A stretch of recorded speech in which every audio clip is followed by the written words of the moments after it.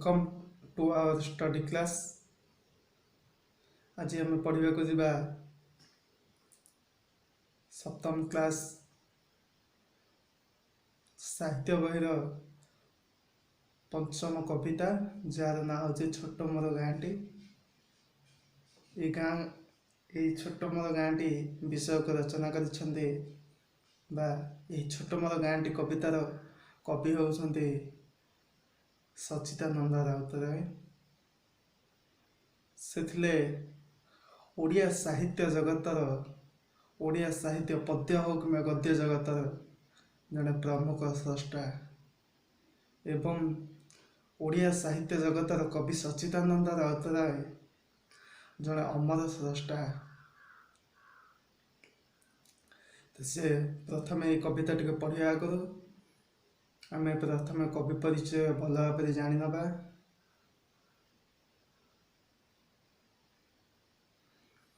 कवि सच्चिदानंद राउतराय जन्मग्रहण करथिले गुरुजंग गाँ खोर्धा जिलार गुरुजंग गाँ ठारे एवं 13 मे मास 13 तारिख 1916 मसीह से जन्मग्रहण करथिले।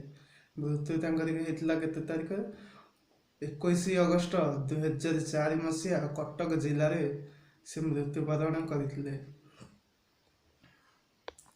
तो से यही काव्य कविता रचना करिबारे जड़े जुगांत स्रष्टा एवं ये काव्य कविता रचना करके अनेक उपाधि अनेक पुरस्कार से पाई सारी से पद्मश्री केंद्र साहित्य एकाडेमी इत्यादि अनेक पुरस्कार से पाई सारी। छोट मोर गाँटी व्यतीत अनेक कविता और गल्प रचना कर परलेश्वरी बाजी राउत पांडुलिपि स्वागत मशाणीर फूल माटीर ताज एवं माकड़ एमती अनेक काव्य कविता ग्रंथ से रचना कर जाइछन्ति। तो चलते एबे देखिबा ये छोट मोर गाँटी कविता। यही कविताटी कवि सच्चिदानंद राउतराय गाँव प्राकृतिक सौंदर्य गोटे आदर्श गाँ एमती एक गाँव प्राकृतिक सौंदर्य वृक्ष लता नदी वन गिरी सबको मिसेक किसी लोक जो अति आनंदर सहित प्रकृति को उपभोग करुवे से ग्राम गोटे शिशुटी जन्म होगा पर कौन कौन से प्रकृति ताको देइछि कौन कौन सहायता देके ताको बड़ करिछि से विषय में कवि आलोचना करिछन्ति एवं प्राकृतिक सौंदर्य और कर्ममय सरल गाँवली जीवन निखुण चित्र सरल साधारणतः ग्रामवासी माने कि गाँव में रहता लोक मैंने अति सरल सहज के कहार क्षति करने को चाहते एवं कर्ममय अनेक कर्म कि बिल बाड़ी लगुव तो किए चाषबास कर कौन किए फसल फसल करमती अनेक कर्ममय ये ग्रामर चित्र को से ये कविता माध्यम वर्णना करिसेंति। तो चलनु देखिबा से कौन वर्णना करिसेंति। छोट मोर गाँटी भूगोल पोथी पतरे पछे नथा उतार नहांती से कहते छोट मोर गाँटी मो गाँटा हूँ बहुत छोट आ से छोट एत छोट जे भूगोल किंबा कौन सी पोथी किंबा कौन सी ग्रंथरे पछे तार ना स्थान पाई न था किंतु से छोट मोर गाँटी बहुत सुंदर माटीर से सरगमर सेठी अच्छी मो षठी घर जलिब पुणी सेठी से मोहरी चिता निहाटी माटीर से सरगमर माटी उपरे हेले भी सुधा से हूँ मो पे स्वर्ग से हूँ मो पे आनंदर भूमि से गाँव साधारणतः गोटे गाँव पिला जी खुशी आनंद बंची था गोटे सहर में से आनंद गोटे पिला को मिल न था जी आनंद जी उत्साह गोटे गाँव से पाई थाए ଗୋଟେ ସହରରେ ରହୁଥିବା ପିଲା କେବେ ବି ତା ଜୀବନ କାଳ ମଧ୍ୟରେ ସେତିକି ଖୁସି ପାଇନଥାଏ। ମାଟିର ସେଇ ସରଗମର ସେଇଥିପାଇଁ କବି ଏଇ ମାଟି ମାଆକୁ, ଏଇ ମାଟି ମାଆରେ ଅବସ୍ଥିତ ହେଇଥିବା ତାଙ୍କ ଗ୍ରାମକୁ ସେ ନିଜର ସ୍ୱର୍ଗ ବୋଲି ଭାବି ନେଇଛନ୍ତି। କାରଣ ସେଇ ପ୍ରାକୃତିକ ସୌନ୍ଦର୍ଯ୍ୟ, ପ୍ରାକୃତିକ ବୃକ୍ଷ ଲତା, ନଦୀ, ବନ, ଗିରି ଇତ୍ୟାଦି ତାଙ୍କୁ ଯେତିକି ବି ଖୁସି ଦେଇଛି, କୌଣସି ସହରର କୌଣସି ଜିନିଷ ବି ତାଙ୍କୁ ସେତିକି ସୁଖ ଶାନ୍ତି ଦେଇପାରିନି। ସେଇଥିପାଇଁ ସେ ଏଇ କବିତାରେ ନିଜ ଗ୍ରାମର କିମ୍ବା ଗୋଟେ ଗାଁର ସୌନ୍ଦର୍ଯ୍ୟ ଚିତ୍ରଣକୁ ସେ ଏଠି ପ୍ରକାଶ କରିଛନ୍ତି କବିତା ମାଧ୍ୟମରେ। ମାଟିର ସେଇ ସରଗ ମୋର, ସେଇଠି ଅଛି ମୋ ଷଠି ଘର। ଛୁଆଟି ସାଧାରଣତଃ ଜନ୍ମ ହେଲା ବେଳେ ଷଠି ଘର କରିଦିଏ। 6 ଦିନରେ ଷଠି ଘର କରାଯାଏ। ଯେ କୌଣସି ଗୋଟେ ପିଲା ଜନ୍ମ ହେବାଠାରୁ 21 ପର୍ଯ୍ୟନ୍ତ ଯେତେ ସବୁ ତାର ବିଧିବିଧାନ ଅଛି, ସେ ସବୁକୁ ସେ ସେଇଠି ପାଇଛନ୍ତି। ସେ ଗାଁରେ ଜଳିବ ପୁଣି ସେଇଠି ସେ ମୋହରି ଚିତା ନିଆଁଟି। କବି କହୁଛନ୍ତି ଯଦି ଜନ୍ମ ହେଇଛି ମରିବି ବି ସେଇଠି, ସେଇ ଗାଁରେ, ସେଇ ଗାଁର ଶ୍ମଶାନରେ ମୋର ଚିତା ନିଆଁ ଜଳିବ। ଚିତା ବେଲେ ଶବ ଦାହ କଲାବେଳେ ଯେଉଁ ନିଆଁ, ତାକୁ ଚିତା ନିଆଁ କୁହାଯାଏ। ଛୋଟ ମୋର ଗାଁଟି, ଜନମୀ ତାର ଏନ୍ତୁଡ଼ି ଶାଳେ, ବୁଲିଛି କେତେ ତା ତୋଟା ମାଳେ। ସେଇ ଗାଁର ଏନ୍ତୁଡ଼ି ଶାଳରେ ଜନ୍ମ ହେଇ, ସାଧାରଣତଃ ଛୁଆ ଜନ୍ମ, ଯେକୌଣସି ପିଲା ଜନ୍ମ ହେବାକୁ ଗୋଟେ ଘର କରାଯାଏ, ମାଆକୁ ସେଇ ଘରେ ଏକୁଟିଆ ହିଁ ରଖାଯାଏ। ସେଇଟାକୁ ଏନ୍ତୁଡ଼ି ଶାଳ ବୋଲି କୁହନ୍ତି। ସେଇ ଏନ୍ତୁଡ଼ି ଶାଳରେ ପିଲାକୁ ନିଆଁ ସେକ ଦେଇକି ତେଲ ଫେଲ ଲଗେଇକି ସାଧାରଣତଃ ପିଲା ସେଇଠୁ ଷ୍ଟ୍ରଙ୍ଗ ହେଇକି ବାହାରିଥାଏ। ଜନମୀ ତାର ଏନ୍ତୁଡ଼ି ଶାଳେ, ବୁଲିଛି କେତେ ତା ତୋଟା ମାଳେ। ତାର ଯେଉଁ ବନ, ଯେଉଁ କାନନ, ଯେଉଁ ଅରଣ୍ୟ ଅଛି, ସେ ଜଙ୍ଗଲର ପ୍ରାକୃତିକ ସୌନ୍ଦର୍ଯ୍ୟକୁ ବିମୋହିତ ଯିଏ କରୁଛି, ସେଇ ତୋଟାମାଳ, ତୋଟା ବେଲେ କିଛି ଗଛ ବା ଅନେକ ଗୁଡ଼ିଏ ଗଛର ସମ୍ମିଶ୍ରଣରେ ହୋଇଥିବା ସ୍ଥାନକୁ ତୋଟା କୁହାଯାଏ। ସେଇ ତୋଟାରେ ବୁଲିଛି କେତେ ପ୍ରାକୃତିକ ଗଛ ଲତାଙ୍କ ସହିତ ତାଙ୍କ ସବୁ ସୁଖ ଦୁଃଖକୁ ସେ ସେଇଠି ବାଣ୍ଟିଛନ୍ତି। 5ଟି ମୋର ପଞ୍ଜରା କାଠି, ସେଇଠି ହବ ଡାହାଟି।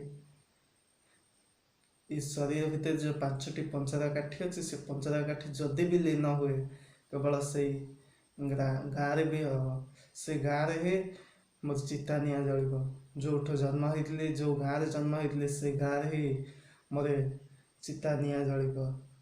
ଛୋଟ ମୋର ଗାଁଟି, ସେ ଗାଁକୁ ନିଜ ଛୋଟ ହେଲେ ବି ସୁଦ୍ଧା ସେ ଛୋଟ ଭିତରେ ଯେତେ କେତେ ଖୁସି, କେତେ ଆନନ୍ଦ ରହିଛି, ତାକୁ ଏଠି ବର୍ଣ୍ଣନା କରିଛନ୍ତି।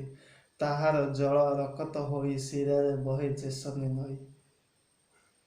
ତାହାରି ଜଳ, ତାର ନଦୀ ଜଳ କିମ୍ବା ତାର ପୋଖରୀର ଜଳକୁ ଆମେ ପିଇକି ଆମ ଦେହରେ ଯେଉଁ ରକ୍ତ ହେଇଛି, ସେଇ କଥାକୁ କବି କହିଛନ୍ତି।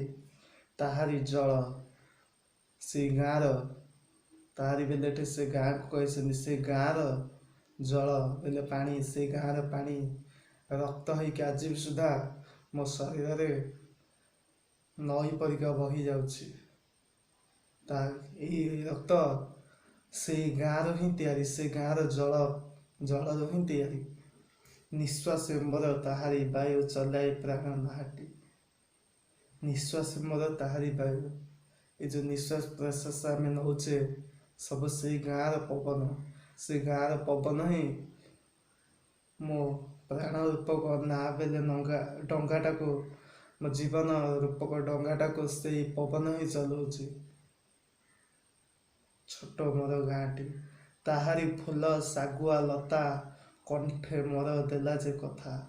ତାହାରି ଫୁଲ, ସେ ଗାଁର ପ୍ରାକୃତିକ ସୌନ୍ଦର୍ଯ୍ୟ ଉପଭୋଗ କରିଛନ୍ତି ଯେଉଁ ଫୁଲ, ସେ ଫୁଲ, ସେ ଗ୍ରାମର ଫୁଲ ଶାଗୁଆ ଲତା, ଶାଗୁଆ ଲତା, ସବୁଜ କଲର ଯେଉଁ ଲତା, ସାଧାରଣତଃ ସେଇ ଶାଗୁଆ ଲତା ଏବଂ ଶାଗ ପତ୍ର ସବୁ ହିଁ ଖାଇକି କବି ସଚ୍ଚିଦାନନ୍ଦ ରାଉତରାୟ ସେ ଗାଁକୁ ସେ ଜୀବନରେ କେବେ ବି ଭୁଲି ପାରିବେନି। ଏଭଳିଆ ଏକ କବିତାକୁ ବର୍ଣ୍ଣନା କରିଛନ୍ତି। ତାହାରି ଫୁଲ ଶାଗୁଆ ଲତା ଦେଲା ଯେ ମୋର ଦେଲା କଣ୍ଠେ ମୋର ଦେଲା ଯେ କଥା, ସେ ଗାଁର ଶାଗ ମୁଗ ଫଳ ଫସଲ ଖାଇକି ଆଜି ମୁଁ ମୋ କଣ୍ଠରେ କଥା ଦେଇଛି। ତାହାରି ପାଇଁ ମୁଁ କଥା ଶିଖି ସାରିଛି, ତାହାରି ପାଇଁ ମୁଁ କଥା ହିଁ ଶିଖିଛି। ଆଖିରେ ଦେଲା ଚାହାଣି ନୂଆ ଫଗୁଣ ଉଷା ପାହାନ୍ତି। ଆଖିରେ ମୋ ଆଖିରେ ସେ ଚାହାଣି ଦେଲା, ଯେଉଁଠାରେ ପ୍ରାକୃତିକ ସୌନ୍ଦର୍ଯ୍ୟକୁ ମୁଁ ଉପଭୋଗ କରୁଛି। ଫଗୁଣ ଉଷା ପାହାନ୍ତି, ସେଇ ଗାଁର ଫଗୁଣ ବେଲେ ଫାଲ୍ଗୁନ ମାସ, ଫାଲ୍ଗୁନ ମାସର ଉଷା, ଯେଉଁ ଉଷା ସାଧାରଣତଃ ରାତିରେ ଯେଉଁ ପାହାନ୍ତି ଆସି ସୁନ୍ଦର ଚିନ୍ତାଧାରାକୁ ସେଠି ବର୍ଣ୍ଣନା କରିଛନ୍ତି। ତାହାରି ଲଟା ତାହାରି ବଣ ତାଗାଇ ଗୋଠ ମୁରଲି ସ୍ୱର୍ଣ୍ଣ। ସେଇ ଗାଁରେ ଯେକୌଣସି ଲୋକ ଗାଈ ଚରାଇବାକୁ ଯାଏ, ସେଇ ଲଟା ବଣର ଶୁଭୁଥିବା ସେଇ ମୁରଲି ସ୍ୱର୍ଣ୍ଣ, ମୁରଲି ବେଲେ ବଇଁଶୀ, ସ୍ୱର୍ଣ୍ଣ ବେଲେ ସ୍ୱର, ସେ ଗାଁର ଗାଈ ଗୋଠର ଶବ୍ଦ ଏବଂ ସେଇ ବଇଁଶୀର ସ୍ୱନକୁ ସେ ଶୁଣିଛନ୍ତି ଏବଂ ସେ ବଇଁଶୀର ସ୍ୱର ତାଙ୍କୁ ଅତି ଆନନ୍ଦ କରିଛି। ବା ସେଇ ମୁରଲୀର ସ୍ୱନ ତାଙ୍କ ପାଇଁ ହୃଦୟର ଏକ ଉତ୍ସାହ ଉଦ୍ରେକକାରୀ ବଇଁଶୀର ସ୍ୱନ ହୋଇଯାଇଛି। ଫସଲ କଟା ମଧୁର ଗାନ ସକଳ ମୋର ସାହାଟି। ସେ ଗାଁର ଫସଲ କଟା ବେଳେ ମଧୁର ଗାନ, ସାଧାରଣତଃ ଚଷାଘର ପୁଅ ଯେତେବେଳେ ଚାଷ ସାରି କିମ୍ବା ଚାଷ କରୁଥିବା ସମୟରେ ଅନେକ ପ୍ରକାର ଗୀତ ଗାଇଥାଏ। ଗାଈଆଳ ଗୀତ, ଗାଈ ଗୋଠ ନେଇକି ଯିବା ହେଲେ ଗଉଡ଼ ମଧ୍ୟ ସେ ଅନେକ ଗୀତ ଗାଇଥାଏ। ତ ସେଇ ଗୀତକୁ ସେଠି କହିଛନ୍ତି ସକଳ ମୋର ସାହାଟି। ସେହି ଗୀତ ମୋ କାନରେ ବାଜିଲେ ମୋତେ ଆନନ୍ଦ ଦେଉଛି, ଶାନ୍ତି ଦେଉଛି, ସୁଖ ଦେଉଛି। ତାହାରି ଲଟା ତାହାରି ବଣ ତା ଗାଈ ଗୋଠ ମୁରଲି ସ୍ୱର୍ଣ୍ଣ। ତାହାରି ଲଟା ତାହାରି ବଣ, ତା ଗାଈ ଗୋଠର ବଇଁଶୀର ସ୍ୱର ଏବଂ ଫସଲ କଟା ହେଉଥିବା ସମୟରେ ଯେଉଁ ମଧୁର ଗାନ ବା ଚାଷୀଟିଏ ଗାଉଥିବା ଯେଉଁ ସୁମଧୁର ସଙ୍ଗୀତ, ସେଇ ସବୁକୁ ସେ ନିଜର ସାହାରା ବୋଲି ଭାବି ନେଇଛନ୍ତି। ଆଲୁଅ ତାର କି ମନୋହର, ଅନ୍ଧକାର ତାଠାରୁ ଭଲ। ଆଲୁଅ, ସେ ଗାଁର ଆଲୋକ ବା ସୂର୍ଯ୍ୟ କିରଣ, ଯେଉଁ ଆଲୋକ ସେ ଗାଁରେ ପଡ଼େ, ସେ ଗାଁର ଆଲୋକ ବହୁତ ଖୁସି ଦେଇଛି କବିଙ୍କ ମନରେ। ଆଲୁଅ ତାର କି ମନୋହର, ଅନ୍ଧକାର ତାଠାରୁ ଭଲ। ଅନ୍ଧାର ହେବାର ଗୋଟେ ଗାଁ, ଆଜିକାଲି ତ ସାଧାରଣତଃ ପ୍ରତ୍ୟେକ ଗାଁରେ ବିଦ୍ୟୁତ ପହଞ୍ଚି ସାରିଲାଣି ଏବଂ ଅନ୍ଧକାର ମଧ୍ୟ ତାଠାରୁ ଆହୁରି ଭଲ। ଅନ୍ଧାରରେ ଡିବି, ଲ୍ୟାମ୍ପ ଇତ୍ୟାଦି ଜାଳିବାର, କାଠି କୁଟା ଗୋଟେଇକି ଜାଳିବାର, ଶୀତ ଦିନେ ଯେଉଁଭଳି ଭାବରେ ଗାଁରେ ସକାଳ ହେଉ କିମ୍ବା ସଞ୍ଜରେ ହେଉ ଠା ଠାକି ନିଆଁ କରିକି ଲୋକମାନେ ବସିକି ନିଆଁ ପୁଆନ୍ତି, ସେଇଭଳି ଭାବରେ ଅନ୍ଧକାର ତାଠାରୁ ଭଲ। ଅନ୍ଧାର ମଧ୍ୟ ଆଲୁଅ ଠାରୁ ଆହୁରି ଆନନ୍ଦ ଦିଏ।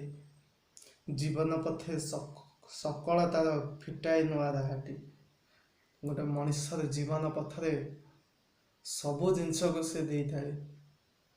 ସବୁ ଜିନିଷକୁ, ଖାଇବାକୁ ଫସଲ, ଶସ୍ୟ ଏବଂ ପିଇବାକୁ ପାଣି, ନିଶ୍ୱାସ ପ୍ରଶ୍ୱାସ ନେବାକୁ, ବଞ୍ଚିବାକୁ ପବନ, ସବୁକିଛି ସେ ଗାଁର ହିଁ ସେ ପାଇଥାନ୍ତି। ଜୀବନ ପଥେ ସକଳ ତାର, ଜୀବନ ପଥରେ ଯେତେ ଯାହା ଆସିଲେ ବି ସବୁ ହେଉଛି ସେଇ ଗାଁର ଅବଦାନ। ଫିଟାଇ ନୂଆ ରାହାଟି, ଗୋଟେ ମଣିଷକୁ ଉତ୍ତମ ମଣିଷ ଭାବରେ ଗଢ଼ି ତୋଳିବାର ଗୋଟେ ଗାଁର ପ୍ରମୁଖ ଭୂମିକା ଥାଏ। ଏସବୁ କଥା ଛବିଟି ପରି ପ୍ରବାସ ମନେ ଉଠଇ ଝଳି। ଏସବୁ କଥାକୁ ସେ ଚିନ୍ତନ ମାଧ୍ୟମରେ ତାଙ୍କ ଛୋଟବେଳର ଜୀବନକୁ ସେ ଏଠି ପରିପ୍ରକାଶ କରିଛନ୍ତି ଯେ ଯେତେବେଳେ ଛୋଟ ହେଇଥିଲେ ଗାଁରେ ସବୁ କ'ଣ କ'ଣ ଜିନିଷ ତାଙ୍କୁ ଆନନ୍ଦ ଏବଂ ସୁଖ ଦେଉଥିଲା ସେସବୁ ବିଷୟରେ କବି ଏଠି କହିଛନ୍ତି। ଏସବୁ କଥା ଛବିଟି ପରି ପ୍ରବାସେ ମନେ ଉଠାଇ ଝଳି।